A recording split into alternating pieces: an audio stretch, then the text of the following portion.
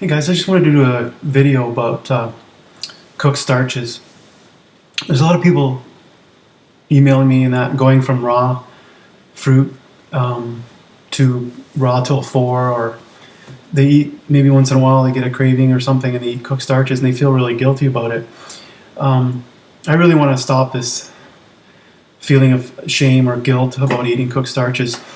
I think we should be proud of our starch-based eating and the past history of all sorts of really successful populations, from Asians, Okinawans. You've got Inca warriors, Romans, and all sorts of evidence of a long history of eating starch, cooked starches and grains and stuff like that.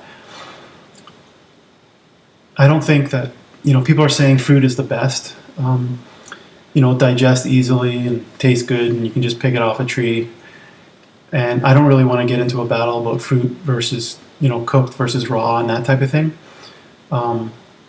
Actually, some of the raw fruit people are actually, there's cooked foods in there. But what I want to talk about is just people being proud of eating starches and understanding the history, and also just not feeling any guilt or shame about it. So I really think that fruitarians and starchivores, or all the people should get together and just be unified and not really argue about themselves. But when the people are eating starch-based cooked foods and stuff like that, they shouldn't feel like it's a secondary thing, like a backup or something like that, or something to be ashamed about if you can't do something, eat fruit and somehow there's something wrong with it. So that whole perception, I think, needs to change.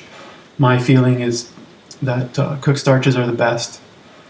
And I love fruit and any other plants, salads and things like that aren't cooked.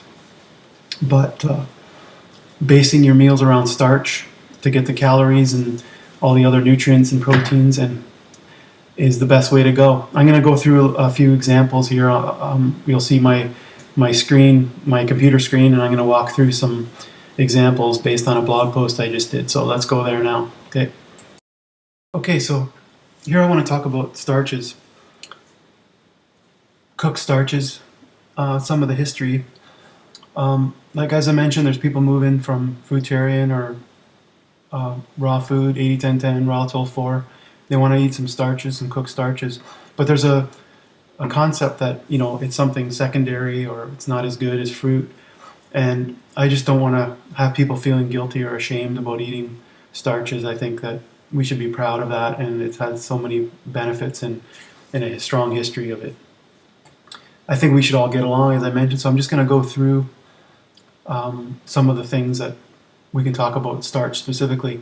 So amylase is used to digest fruit and starches in our, when we eat them. And we actually have more amylase than some of the apes. And they believe that this is because it helps us eat starches. So it starts to break down the starch in our mouths. And, there's this article here that our brains grew larger, and in the past some people thought it was because of meat, but here it's showing that this new source of starch provided by underground tubers like potatoes is partly responsible for this. And it says tubers may have been especially critical for the first widely successful humans who may have learned to cook with fire. We can look at another article here which talks about the amylase in human evolution. It's a similar concept from that I mentioned. And we've got these Kenyans who win all sorts of long distance events, marathons and Olympic events, and they eat this food called ugali, and it's a paste made from cornmeal and vegetables. So these people are using. So here's these Kenyans and Ethiopians here. these people are using, this type of starch-based diet, um, to be unbelievably successful.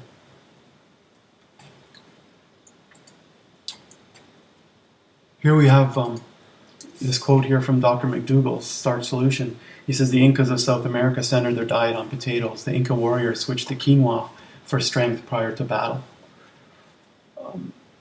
Another quote, the story is the same the world over, whether rice in Asia, potatoes in South America, corn in Central America, wheat in Europe, or beans, millet, sweet potatoes, and barley around the globe. Starch has been at the center of food and nutrition throughout human history.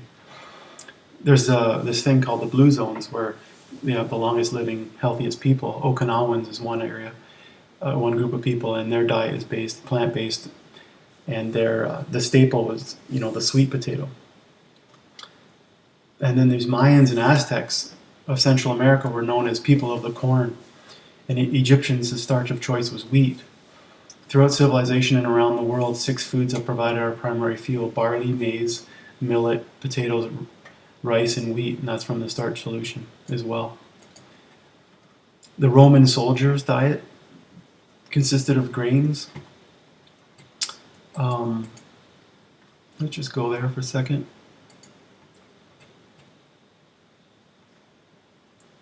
So it says they needed a high-calorie diet because, they were enduring rigorous physical demands, often on the battlefield, and something like 6,000 calories a day. And basically, their majority of their diet was comprised of grains such as corn, wheat, and barley. Grain was the soldiers' main source of carbohydrate and was ground to make bread, porridge, soup, and pasta. So, they eat other things too, but that was one of the staples. And then there's a thing from Dr. McDougall's book as well. Processing vegetables and starches and possibly grinding them into flour was a widespread practice in Europe as far back as 30,000 years ago or even earlier. So I just want to point out, there's a lot of other references that we could talk about, but this just shows, you look at Asians, they're lean and eating rice, and all these countries that are eating starch-based and cooked are among the longest living, healthiest populations out there. So I just want to get away from thinking that starch is a secondary option, a backup, and all that type of thing. It's your main staple. Everything's centered around it. So starch-based, base your diet on starch. It's incredibly cheap. Potatoes and rice are incredibly inexpensive. There's a lot of nutrients in there. And, eat some fruit and some other things, some salads, and just base your diet on that. And I just think that my main thing is sort of a mental aspect to it, is to be confident in your choice of eating starches and not to be ashamed or feel guilty about it, okay?